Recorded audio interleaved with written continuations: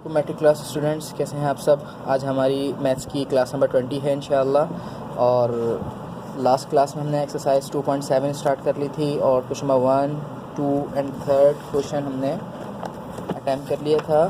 ठीक है, तो आज की डेट मेंशन करें नेक्स्ट पेज पर। और क्वेश्चन नंबर 4 नोट डाउन कर लें अपने रजिस्टर में। Question number 4। अब ये एक्सरसाइज के जितने भी क्वेश्चंस हैं, इन क्वेश्चंस को करने से पहले अगर आपको रूल्स नहीं आते तो क्वेश्चंस देखने का फ़ायदा नहीं है, आपको समझ नहीं आएंगे। अगर रूल्स आपके जहन में नहीं है तो वीडियो पॉज करें और सबसे पहले रूल्स रिवाइज़ करें। जितने भी रूल्स हमने ओरली या रिटन फॉर्म में मैंने लिखवाए हैं वो रूल्स सबसे पहले आप सीख लें। ठीक है, कोई सा भी रूल अब कभी भी अप्लाई हो सकता है। तो क्वेश्चन नंबर 4 हमारा क्या है, 81x power -8 Z4 whole power 1/4। सबसे पहले हम क्वेश्चन राइट कर लेंगे। 81x - 8 Z4 whole power 1/4।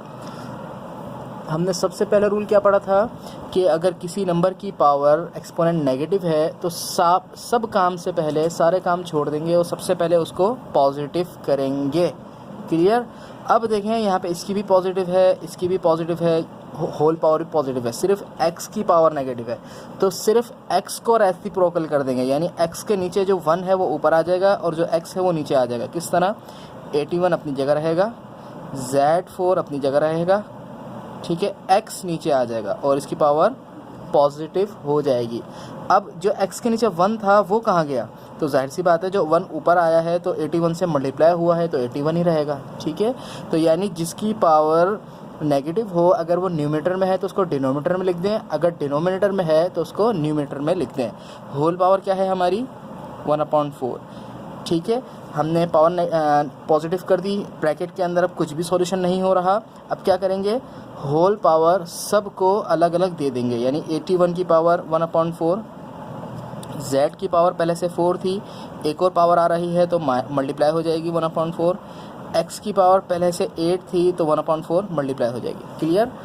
Number की पावर फ्रैक्शन में आ जाए तो लास्ट क्लास में हमने रूल पढ़ा था, उस नंबर को क्या कर देंगे, एलसीएम के थ्रू ब्रेक कर देंगे। जिस नंबर की पावर फ्रैक्शन में आ जाए उस नंबर को एलसीएम के थ्रू ब्रेक कर देंगे। ठीक है, 3 के टेबल से ब्रेक किया तो 3 कितने टाइम्स आया, 4 टाइम्स। तो क्या मैं 81 की जगह 3 की पावर 4 लिख सकता हूँ, बिल्कुल लिख सकता हूँ।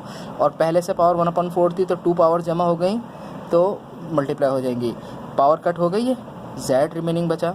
यहाँ पर 4 1 4, 4 2 8, x की पावर स्क्वायर रिमेनिंग बची, 4 4 से कट हो गया तो हमारे पास 3 यहाँ पे बचा, 3 के साथ z और डिनोमिनेटर में x स्क्वायर। अब ये आगे सॉल्व नहीं हो रहा, सिंप्लीफाई हो गया है, सिंपल फॉर्म में आ गया है, तो ये आपका आंसर हो गया। ठीक है, अब इसके बाद पार्ट क्वेश्चन नंबर 5 करते हैं। ठीक है, क्वेश्चन नंबर 5 हमारा क्या है, 27 एक्सपोनेंट 2n/3, ये एक्सपोनेंट है ये। ठीक है, 8 exponent n/3, 18 exponent -n/2, 27 2n/3, 8 -n/3, 18 -2/3। Clear. Solution के बाद क्वेश्चन वापस राइट करेंगे, मैं डायरेक्ट काम कर रहा हूँ। ठीक है, आप सॉल्यूशन के बाद क्वेश्चन एक दफ़ा और राइट करेंगे फिर काम करेंगे। सबसे पहले देखें कोई पावर नेगेटिव तो नहीं है, ये भी नेगेटिव है, ये भी नेगेटिव है, तो सारे काम छोड़ दें और सबसे पहले पावर को एक्सपोनेंट को पॉजिटिव करें। 8 की पावर नेगेटिव है, 8 न्यूमरेटर में है तो इसकी पावर पॉजिटिव करने के लिए 8 को डिनोमिनेटर में शिफ्ट कर देंगे, यानी 27 की पावर पॉजिटिव थी, 27 एज इट इज़ रहेगा। 2 की पावर n/3, ठीक है, एंड 8 की पावर नेगेटिव थी तो इसको पॉजिटिव करने के लिए 8 को हमने नीचे शिफ्ट कर दिया और पावर पॉजिटिव हो गई इसकी। क्लियर। पावर को रेसिप्रोकल नहीं करते, आप लोग क्या कंफ्यूज हो जाते हैं, पावर नेगेटिव नज़र आई, पावर को रेसिप्रोकल करके समझते हैं पावर पॉजिटिव हो गई, पावर एज इट इज़ रहेगी, बस जिसकी पावर है वो रेसिप्रोकल हो जाएगा। 18 की पावर नेगेटिव थी तो 18 डिनोमिनेटर में था तो अब कहाँ आ जाएगा, ऊपर आ जाएगा न्यूमरेटर में, ठीक है। तो 18 की पावर क्या हो गई हमारी पॉजिटिव। क्लियर, यहाँ तक क्लियर हुआ। इस स्टेप में हमने की पावर को पॉजिटिव। अब करेंगे जिस नंबर की पावर फ्रैक्शन में है उसको ब्रेक कर देंगे। 27 की पावर फ्रैक्शन में है, 27 को ब्रेक कर देंगे। 3 9 3 1, तो 27 की जगह मैं 3 क्यूब लिख सकता हूँ, बिल्कुल लिख सकता हूँ। और 2n/3 पहले से मौजूद है पावर, ठीक है। 18 को ब्रेक कर दूंगा मैं, 18 2 से ब्रेक करूँगा, 9 3 से ब्रेक करूँगा, 3। तो अब देखें क्या आगे 2 एक दफ़ा है, ठीक है, और 3 2 टाइम्स है। तो 3 2 टाइम्स को मैं क्या यूँ लिख सकता हूँ, बिल्कुल लिख सकता हूँ, ठीक है। तो यहाँ पे मल्टीप्लाई डाल दें, बीच में पॉइंट डाल दें। तो होल पावर क्या है, ये तो होल पावर अपनी जगह है। 18 की जगह मैंने क्या ब्रेक कर दिया, 2 एक दफ़ा और 3 2 टाइम्स। 8 को अगर मैं ब्रेक करूँगा तो 8 किस तरह ब्रेक होगा, 2 4 2 1, यानी 8 किस तरह ब्रेक हो गया, 2 की पावर क्यूब। 2 3 टाइम्स आ गया तो 2 की पावर क्यूब, और होल पावर इज़ n/3। अब ये पावर और ये पावर आपस में मल्टीप्लाई हो जाएगी, यानी 3 एज इट इज़ रहेगा, ठीक है। और 3 multiply by 2n, 3 multiply by 2n/3, यानी ये पावर और ये पावर हमने मल्टीप्लाई कर दी। इस तरह ये पावर 2 के साथ भी है और ये पावर 3 के साथ भी है। क्लियर। तो हम क्या करेंगे, 2 को पावर देंगे तो क्या आ जाएगा, 2 को n/2 पावर दे देंगे, n/2, और 3 की पावर पहले से स्क्वायर थी, 3 की पावर पहले से स्क्वायर थी, तो हम n/2 देंगे तो 2 पावर मर्ज हो रही हैं तो मल्टीप्लाई हो जाएंगी। क्लियर। अब क्या करेंगे, डिनोमिनेटर में 2 की पावर क्यूब पहले से थी, n/3 हम दे देंगे, 2 की power cube multiply by n/3। Clear. अब देखें 3 से 3 कट हो गया तो 3 की पावर क्या रिमेनिंग बची, 2n। क्लियर। इसी तरह 2 की पावर सॉल्व नहीं हुई तो n/2 एज इट इज़ रहेगा अभी। 3 की पावर 2 से 2 कट हो गया तो 3 की पावर n। क्लियर। और 3 से 3 कट हो गया तो 2 की पावर n। यहाँ तक क्लियर हुआ आप लोगों को, ठीक है। अब देखें कोई सा भी रूल कभी भी अप्लाई हो सकता है। अभी ये सिंप्लीफाई नहीं हुआ, सिंप्लीफाई का मतलब होता है कोई रूल अप्लाई ना हो, बिल्कुल लास्ट फॉर्म में आ जाइए। लास्ट फॉर्म नहीं आई, देखें 3 और 3 बेस सेम है।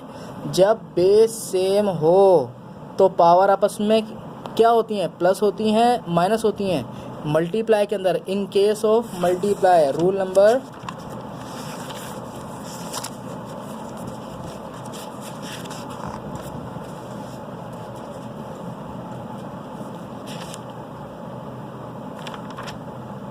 in case of multiple powers, ये वाला रूल नहीं लिखवाया मैंने आपको, ठीक है। ये रूल लिखने आप, rule number 7, rule number 7, in case of multiply, ये रूल 7 लिख लें। In case of multiply we add powers if their bases are same।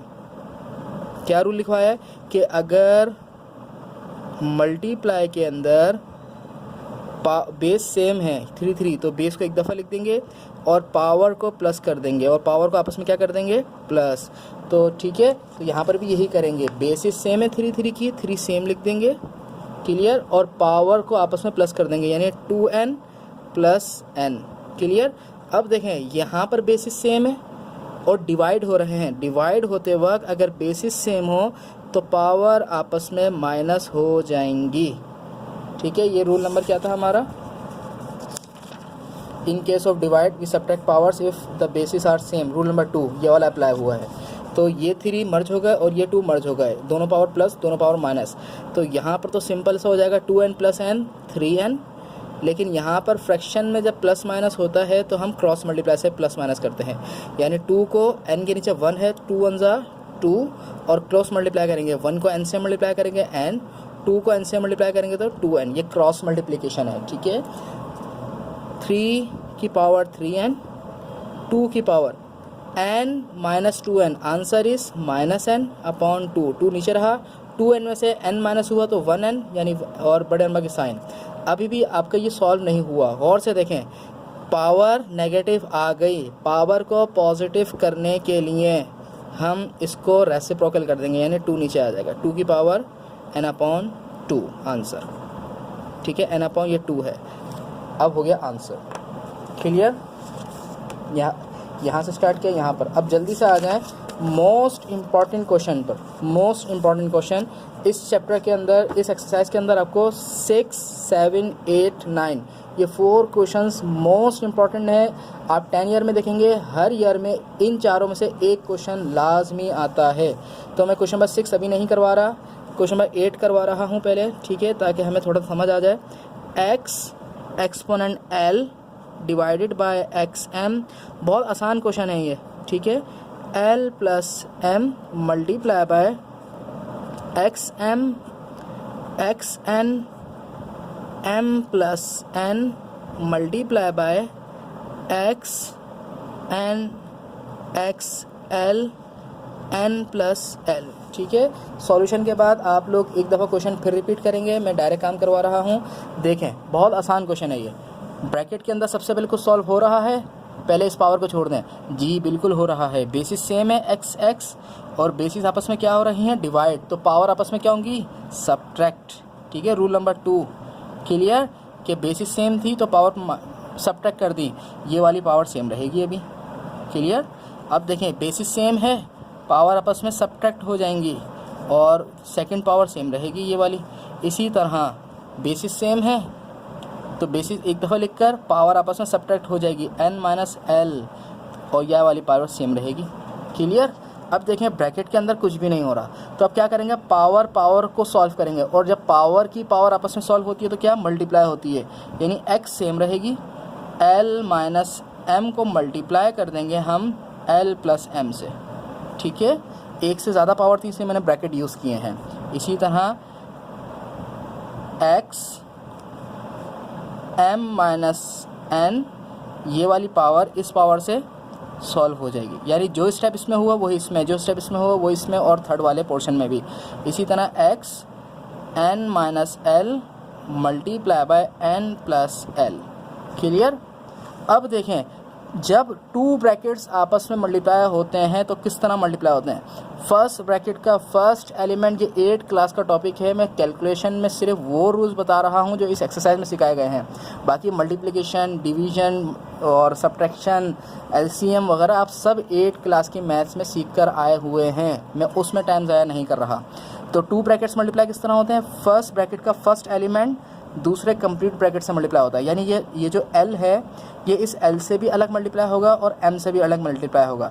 L को L से मल्टीप्लाई करूँगा तो L स्क्वायर, क्लियर। L को M से मल्टीप्लाई करूँगा तो LM। इसके बाद M की बारी, माइनस M L से भी मल्टीप्लाई होगा और माइनस M M से भी मल्टीप्लाई होगा। माइनस M को L से मल्टीप्लाई करूँगा तो माइनस LM, माइनस M को माइनस, और माइनस M को प्लस M से मल्टीप्लाई करूँगा तो minus m square, minus plus minus m और m स्क्वायर। सेम यही चीज़ यहाँ पर भी अप्लाई होगी। m को m से करूँगा तो m स्क्वायर, m को n से करूँगा तो mn, n को m से करूँगा minus plus minus minus mn, और n को n से करूँगा तो n स्क्वायर, यानी माइनस प्लस माइनस। सेम यही स्टेप यहाँ पर भी अप्लाई होगा। n को n से करूँगा तो n स्क्वायर, और n को l से करूँगा तो क्या आएगा ln, और l को फिर n से करूँगा तो ln, और l को l से करूँगा तो माइनस l स्क्वायर, क्लियर। अब देखें पावर के अंदर कोई आपस में कटिंग हो रही है, बिल्कुल lm, एक प्लस में था एक माइनस में था, कट हो गए। mn, ठीक है, सेम टर्म थी, साइन डिफरेंट थी, इसी तरह ये कट हो गए। बाकी रिमेनिंग कौन कौन सी पावर बची, l square minus m square, और यहाँ पर कौन कौन सी पावर रिमेनिंग बची, m square minus n square, और थर्ड वाले पोर्शन में कौन कौन सी पावर रिमेनिंग बची, n square minus l square. यहाँ तक समझ आया। अब देखें क्या स्टेप होगा, तीनों आपस में मल्टीप्लाई हो रहे हैं और मल्टीप्लाई में तीनों की बेस सेम है, x x x, ठीक है। तो क्या करेंगे, बेस जब सेम हो तो पावर आपस में प्लस हो जाती है, यानी ये वाली पहले बेस की पावर और ये वाली दूसरी बेस की पावर और ये वाली तीसरी बेस की पावर, क्लियर। तीनों पावर आपस में प्लस हो जाएंगी, तीनों पावर आपस में प्लस हो जाएंगी। अब देखें, एल स्क्वायर प्लस का था, एल स्क्वायर माइनस का था, कट हो गए। एम स्क्वायर माइनस का, एम स्क्वायर प्लस का कट हो गए। एन स्क्वायर माइनस का, एन स्क्वायर प्लस का कट हो गए, सारे ही कट हो गए। तो क्या रिमेनिंग बचा है, पावर ज़ीरो। जब सब पावर कट हो जाए तो पावर ज़ीरो बचती है। और अब ये रूल सुन लें, जब किसी भी बेस की पावर ज़ीरो हो जाए उसका आंसर 1 होता है। क्या रूल बताया, किसी भी बेस की पावर जब ज़ीरो हो, चाहे नंबर हो, वेरिएबल हो, नेगेटिव हो, कुछ भी हो, किसी भी बेस की पावर जब ज़ीरो हो तो उसका डायरेक्ट आंसर क्या आता है, 1। ये मोस्ट इम्पॉर्टेंट क्वेश्चन था, ठीक है। इसको अगेन वीडियो रिपीट करें और देखें, मैंने बहुत ज़्यादा स्लो आपको समझाया है। आज हमने क्वेश्चन नंबर 4 किया, क्वेश्चन नंबर 5 किया एंड क्वेश्चन नंबर 8 किया। इंशाल्लाह नेक्स्ट क्लास में क्वेश्चन नंबर 6, 7 एंड 9 अटैम्प्ट करेंगे। और ये 4 क्वेश्चंस मोस्ट इंपॉर्टेंट क्वेश्चन हैं। तो इस वीडियो को देखें, काम करें और मुझे चेक कराएं। अस्सलामु अलैकुम वरहमतुल्लाहि वबरकातुहू।